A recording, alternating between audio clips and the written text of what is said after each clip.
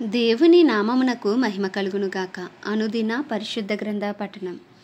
ఫిబ్రవరి 11. ప్రార్థన. దయగల తండ్రి, కృపగల దేవ, పరిశుద్ధుడానికి వందనాలు, స్తోత్రాలు. గడిచిన దినములన్నీ కృపలో జ్ఞాపకం చేసుకుని మరి ఒక నూతన దినములోకి మమ్మల్ని ప్రవేశపెట్టినందుకు మీకు వందనాలు ప్రభువా. ఈ దినం వాక్యం చదువుతుండగా నీ ఆత్మతో నింపి నడిపించండి. ఆది నుంచి అంతం వరకు మీరే తోడుగా ఉండమని, వినిన వాక్యం హృదయాలు ఫలింపు దయచేయమని యేసుక్రీస్తు అతి పరిశుద్ధ నామములో అడిగి వేడుకొనుచున్నాం మా పరమ తండ్రి. ఆమేన్. లేవియ కాండము 26-27 అధ్యాయములు. 26వ అధ్యాయము. మీరు విగ్రహములను చేసుకొనకూడదు, చెక్కిన ప్రతిమను గాని బొమ్మను గాని నిలవపెట్టకూడదు. మీరు సాగిల పడుటకు ఏదో ఒక రూపముగా చెక్కబడిన రాతిని మీ దేశంలో నిలపకూడదు. నేను మీ దేవుడినైన యెహోవాను. నేను నియమించిన విశ్రాంతి దినములను మీరు ఆచరింపవలెను. నా పరిశుద్ధ మందిరమును సన్మానింపవలెను. నేను యెహోవాను. మీరు నా కట్టడలను బట్టి నడుచుకొని నా ఆజ్ఞలను ఆచరించి వాటిని అనుసరించి ప్రవర్తించిన ఎడల మీ వర్షాకాలములలో మీకు వర్షమిచ్చెదను. మీ భూమి పంటలనిచ్చును, మీ పొలముల చెట్లు ఫలించును. మీ ద్రాక్ష పండ్ల కాలము వరకు మీ నూర్పు సాగుచుండును. మీరు తృప్తిగా భుజించి మీ దేశంలో నిర్భయముగా నివసించెదరు. ఆ దేశంలో నేను మీకు క్షేమము కలుగజేసెదను. మీరు పండుకొనున్నప్పుడు ఎవడునూ మిమ్మల్ని భయపెట్టడు. ఆ దేశంలో దుష్టమృగములు లేకుండా చేసెదను. మీ దేశంలోనికి ఖడ్గము రాదు. మీరు మీ శత్రువులను తరిమెదరు. వారు మీ ఎదుట ఖడ్గము చేత పడెదరు. మీలో 5 100 మందిని తరుముదురు, 100 మంది 10,000 మందిని తరుముదురు. మీ శత్రువులు మీ ఎదుట ఖడ్గము చేత కూలుదురు. ఏలయనగా నేను మిమ్మల్ని కటాక్షించి మీకు సంతానమిచ్చి మిమ్మల్ని విస్తరింపచేసి మీతో నేను చేసిన నిబంధనను స్థాపించెదను. మీరు చాలా కాలము నిలువయున్న పాత గిలిన ధాన్యమును తినిదరు. క్రొత్తది వచ్చినను పాతది మిగిలియుండును. నా మందిరమును మీ మధ్య ఉంచెదను. మీ అందు నా మనస్సు అసహ్యపడదు. నేను మీ మధ్య నడిచెదను. మీకు దేవుడనై ఉందును. మీరు నాకు ప్రజలై ఉందురు. మీరు ఐగుప్తీయులకు దాసులు కాకుండా వారి దేశంలో నుండి మిమ్మల్ని రప్పించితిని. నేను మీ దేవుడనైన యెహోవాను. నేను మీ కాడి పలుపులను తెంపి మిమ్మును నిలువగా నడవజేసితిని. మీరు నా మాట వినక నా ఆజ్ఞలన్నిటిని అనుసరింపక నా కట్టడలను నిరాకరించిన ఎడలను నా ఆజ్ఞలన్నిటినీ అనుసరింపక నా నిబంధనను మీరునట్లు మీరు నా తీర్పుల విషయమే అసహించుకుని ఎడలను నేను మీకు చేయునదేమనగా మీ కన్నులను క్షీణింపచేయునట్టు, ప్రాణమును ఆయాసపరచునట్టు, తాపజ్వరమును క్షయరోగమును మీ మీదకి రప్పించెదను. మీరు విత్తిన విత్తనములు మీకు వ్యర్థములగును. మీ శత్రువులు వాటి పంటను తినిదరు. నేను మీకు పగవాడనవుదును.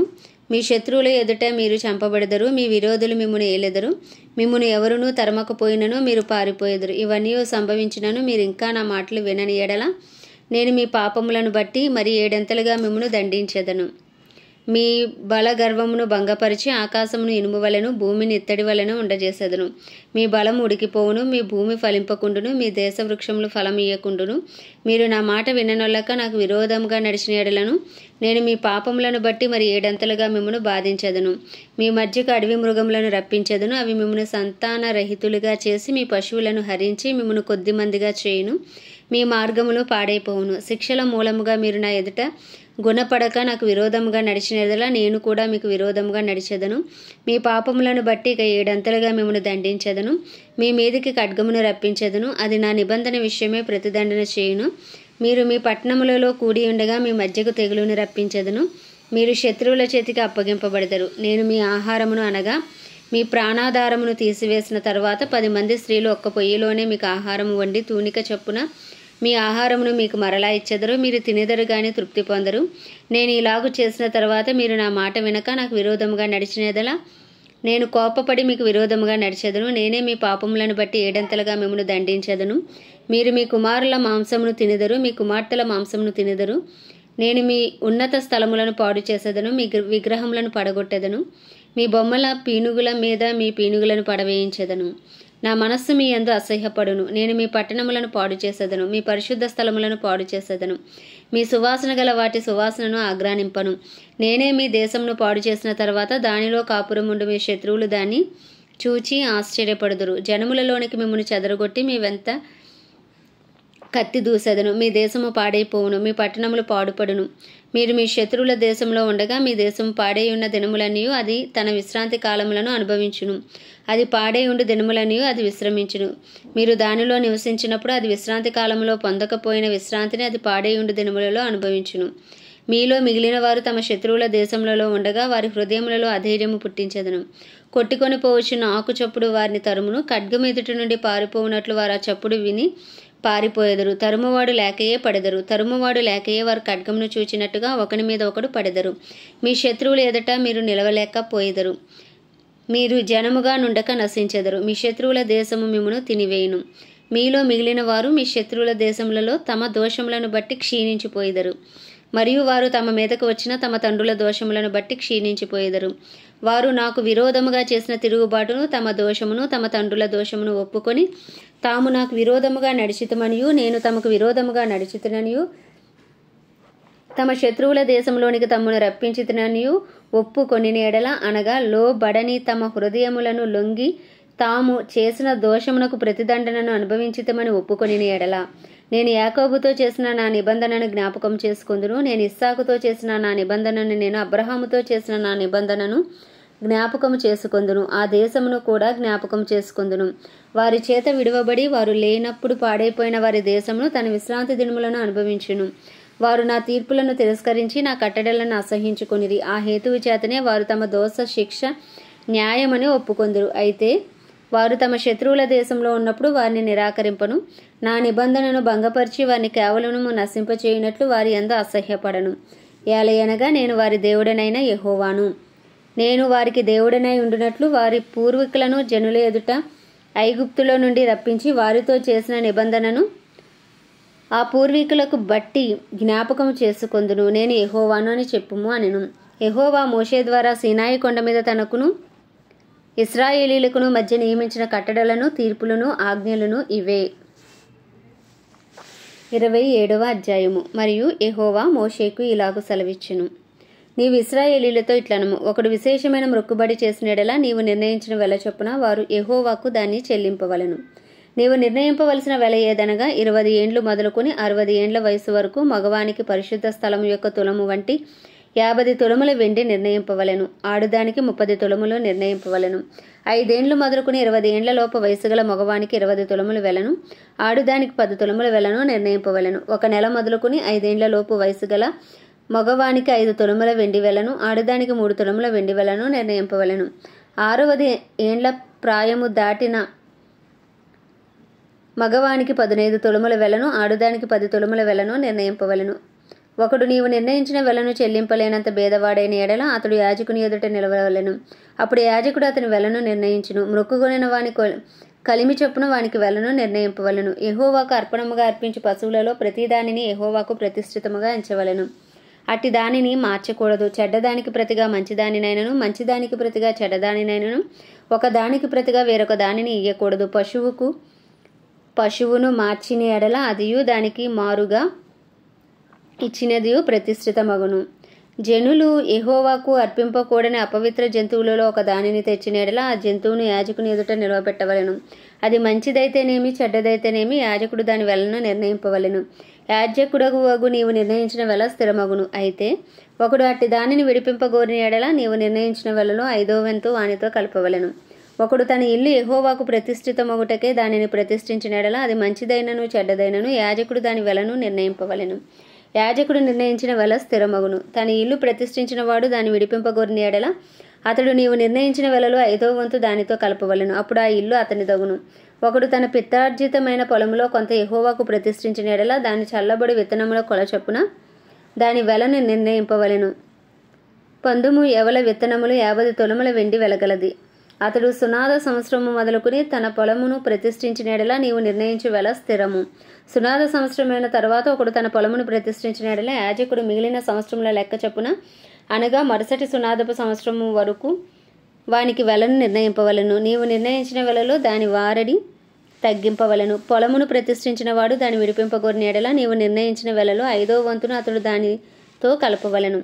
అప్పుడు అది అతని దగును. అతడు ఆ పొలమును విడిపింపని ఎడలను వేరొకనికి దాన్ని అమ్మిన ఎడలను మరి ఎన్నటికి దాన్ని విడిపింప వీలు కాదు. ఆ పొలము సునాద సంవత్సరమున విడుదల కాగా అది ప్రతిష్ఠించిన పొలం వలె యెహోవాకు ప్రతిష్ఠితమగును. ఆ స్వాస్థ్యము యాజకుని దగును. ఒకడు తాను కొనిన పొలమును అనగా తన స్వాస్థ్యంలో చేరని దానిని యెహోవాకు ప్రతిష్ఠించిన ఎడల యాజకుడు సునాద సంవత్సరం వరకు నిర్ణయించిన వెల చొప్పున అతనికి నియమింపవలను. ఆ దినమందే నీవు నిర్ణయించిన వెల మేర చొప్పున యెహోవాకు ప్రతిష్ఠితముగా దాన్ని చెల్లింపవలెను. సునాద సంవత్సరమున ఆ భూమి ఎవని పిత్రార్జితమైనదో వానికి అనగా ఆ పొలమును అమ్మిన వానికి అది తిరిగి రావలెను. నీ వెలలనియు పరిశుద్ధ స్థలం యొక్క వెల చొప్పున నిర్ణయింపవలెను. 1 తులము 20 చిన్నములు. అయితే జంతువులలో తొలిపిల్ల యెహోవాది గనుక ఎవడునూ దాన్ని ప్రతిష్ఠింపకూడదు. అది ఎద్దైననేమి గొర్రెమేకల మందలోనిదేనైననేమి యెహోవాదగును. అది అపవిత్ర జంతువైన ఎడల వాడు నీవు నిర్ణయించు వెలలో 5వ వంతు దానితో కలిపి దాన్ని విడిపింపవచ్చును. దాన్ని విడిపింపని ఎడల నీవు నిర్ణయించిన వెలకు దాన్ని అమ్మవలెను. అయితే మనుషులలో గాని జంతువులలో గాని స్వాస్థ్యమైన పొలములలో గాని తనకు కలిగిన వాటన్నిటిలో దేనినైనను ఒకడు యెహోవాకు ప్రతిష్ఠించిన ఎడల ప్రతిష్ఠించిన దానిని అమ్మకూడదు, విడిపింపకూడదు. ప్రతిష్ఠించిన సమస్తమును యెహోవాకు అతి పరిశుద్ధముగా ఉండును. మనుషులు ప్రతిష్ఠించి వాటిలో దేనినైనను విడిపింపక హతము చేయవలెను. భూధాన్యములలోనేమి వృక్ష ఫలములలోనేమి భూఫలములన్నిటిలోనూ 10వ భాగము యెహోవా సొమ్ము, అది యెహోవాకు ప్రతిష్ఠితమగును. ఒకడు తాను చెల్లింపవలసిన 10వ భాగములలో దేనినైనను విడిపింపగోరిన ఎడల దానిలో 5వ వంతును దానికి కలపవలెను. గోవులలోనే గాని గొర్రె మేకలలోనే గాని కోల క్రింద నడుచు వాటన్నిటిలో 10వ భాగము ప్రతిష్ఠితమగును. అది మంచిదో చెడ్డదో పరిశోధింపకూడదు, దాన్ని మార్చకూడదు. దాన్ని మార్చిన ఎడల అదియు దానికి మారుగా నిచ్చినదియు ప్రతిష్ఠితములగును. అట్టి దాన్ని విడిపింపకూడదని చెప్పుము. ఇవి యెహోవా సీనాయి కొండ మీద ఇశ్రాయేలీల కొరకు మోషేకు ఇచ్చిన ఆజ్ఞలు. ఆమేన్. దేవుడి పరిశుద్ధ వాక్యము మన వినికిడిలో దీవించునుగాక. ప్రార్థన. దయగల తండ్రి, కృపగల దేవ, పరిశుద్ధుడానికి వందనాలు, స్తోత్రాలు. జీవాధిపతి, న్యాయాధిపతి, మృత్యుంజయుడా, మహాగణుడా, మహిమా ఘనతకు అర్హుడా, యోగ్యుడా, పూజ్యుడా, కృపను చూపుటకు ఐశ్వర్యవంతుడా, కృపాసత్య సంపూర్ణుడా, నీకు వందనాలు, స్తోత్రాలు. ప్రభువా, గడిచిన దినములను బట్టి నీకు వందనాలయ్యా. మరి ఒక నూతన దినములోకి మమ్మల్ని ప్రవేశపెట్టి మీరు ఇచ్చిన ఆరోగ్యమును బట్టి, ఆయుష్ను బట్టి మీకే స్తుతులు, స్తోత్రాలు చెల్లించుకుంటున్నాం. ప్రభా, తెలిసి తెలియక చేసిన ప్రతి అపరాధమును, పాపమును, ప్రభా, దోషమును నీ సన్నిధిలో ఒప్పుకుంటున్నాం. నీ పరిశుద్ధ రక్తం మాపై ప్రోక్షించి మా అపరాధములు, పాపములు అయ్యా కడగండి, పరిశుద్ధపరచండి, పవిత్రపరచండి. నీ ముందు నిందారహితంగా నీతిమంతులుగా మమ్మల్ని తీర్చండి. ప్రభా, నీ సన్నిధి కాంతి మా మీద ప్రకాశింపచేయండి. నీ ముఖ కాంతిని మా మీద ప్రకాశింపచేయండి. ప్రభా, నీకు ఇష్టలుగా జీవించు భాగ్యము, నీ హృదయానుసారులుగా, నీ చిత్తానుసారులుగా జీవించే భాగ్యం మాకు దయచేయమని వేడుకుంటున్నాం తండ్రి. అయ్యా, నీ కృప కలుగును గాక, నీ కృప కలుగును గాక అని ప్రార్థిస్తున్నాం. ప్రభా, యేసయ్యా, నీకే వందనాలు. ప్రభా, మా కుటుంబస్తుల పాపములు సైతం దయతో క్షమించండి. మా కుటుంబాలన్నిటినీ నాయన నీ రక్త ప్రోక్షణ కింద ఉంచమని ప్రార్థిస్తున్నాం. ప్రభా, నీ చిత్తానుసారంగా జీవించే భాగ్యం మాకు దయచేయండి. ప్రభా, మా పట్టణాలను, మా ప్రాంతాలను, మా బంధువులను, మా స్నేహితులను నీ హస్తాలకు అప్పచెప్పుకుంటున్నాం. మా భారతదేశాన్ని నీ హస్తాలకు అప్పచెప్పుకుంటున్నాం. మా భారతదేశంపై నీ కృప కలుగును గాక, నీ కనికరం దిగి వచ్చును గాక, నీ దయ దిగి వచ్చును గాక. నీ సన్నిధి కాంతి మా భారతదేశం మీద ప్రకాశించబడును గాక. నీ వెలుగుతో మా దేశము నింపబడును గాక. చీకటి క్రియలు యేసు నామంలో లయపరచబడును గాక. అంధకార శక్తులు యేసు నామంలో బంధించబడును గాక. నాయన, భారతదేశంలో నీ చిత్తమే జరుగును గాక అని ప్రార్థిస్తున్నాం. ప్రభు, ఇశ్రాయేల్ దేశాన్ని జ్ఞాపకం చేసుకుంటే ఇజ్రాయెల్ ప్రజలకు క్షేమం దయచేయండి. ఇజ్రాయెల్ సరిహద్దులో సమాధానం ఉంచండి. ప్రభు, ఇజ్రాయెల్ పక్షంగా నీ చిత్తము నెరవేర్చమని ప్రార్థిస్తున్నాం. ప్రపంచ దేశాలన్నింటినీ, వాటిని పరిపాలిస్తున్న రాజులను, వారి కింద పనిచేసిన అధికారులకు నీ కృప కలుగును గాక. ప్రభు, నీతి న్యాయంతో పరిపాలించడానికి కావాల్సిన జ్ఞానము, తెలివి, వివేచనలు దయచేయండి. ఇంకను సువార్త అందని గ్రామాలు, ప్రాంతాలు, పట్టణాలు పట్టబడినట్లు, అందరికీ అంతటా సువార్త అందించబడినట్లు ప్రభు, ఇంకను సువార్థికులను లేపండి. ప్రభు, నాయన, అపోస్తలులు, ప్రవక్తలు, బోధకులు, ఉపదేశకులను మీరు లేపండి. నాయన, రోదన చేయ స్త్రీలను, అంగలార్చే స్త్రీలను మీరు లేపమని ప్రార్థిస్తున్నాం. ప్రభు, నీకే వందనాలు, స్తోత్రాలు. ప్రభు, అయ్యా, ఈ దినం ప్రత్యేకించి గానా దేశం కొరకు ప్రార్థిస్తున్న దేశంపై నీ కృప కలుగునుగాక. దేశ ప్రజలకు గొప్ప విడుదల కలుగునుగాక. నీ చిత్తము ఆ దేశంలో జరుగునుగాక. నీ చిత్తము ఆ దేశంలో నాయన నెరవేర్చబడునుగాక. నీ రాజ్యం వచ్చునుగాక అని ప్రార్థిస్తున్నాం. ప్రభు, నీకే వందనాలు, స్తోత్రాలు చెల్లించుకుంటూ నాయన ఇప్పటి వరకు చేసిన ప్రార్థనని సన్నిధికి చేర్చుకోమని, దైవజనులందరినీ నీ కృపలతో నింపమని, వారి కుటుంబాలన్నింటినీ రక్త ప్రోక్షణ కింద ఉంచి నాయన ధైర్యంతో వాక్యమును బోధించి అనుకూల సమయాలు వారికి దయచేయమని యేసు క్రీస్తు అతి పరిశుద్ధ నామంలో అడిగి వేడుకొంచున్నాం మా పరమ తండ్రి. ఆమెన్. పరలోకమందున మా తండ్రి, నీ నామం పరిశుద్ధపరచబడును గాక, నీ రాజ్యము వచ్చును గాక, నీ చిత్తం పరలోకమందు నెరవేర్చబడుచున్నట్లు భూమి యందును నెరవేర్చబడును గాక. మా అనుదిన ఆహారం మాకు నేడు దయచేయము. ఎలా అపరాధం చేసిన వారిని మేము క్షమించిన ప్రకారం అపరాధములు క్షమించుము. శోధనలోకి తేక కీడు నుండి తప్పించుము. రాజ్యము, శక్తియు, మహిమయు నీవై ఉన్నవి. Amen, amen, amen. ప్రభు యేసు రక్తమే జయం, ప్రభు యేసు వాక్యమే విజయం, ప్రభు యేసు నామంలో సంపూర్ణ విజయము కలుగును గాక. ఆమెన్.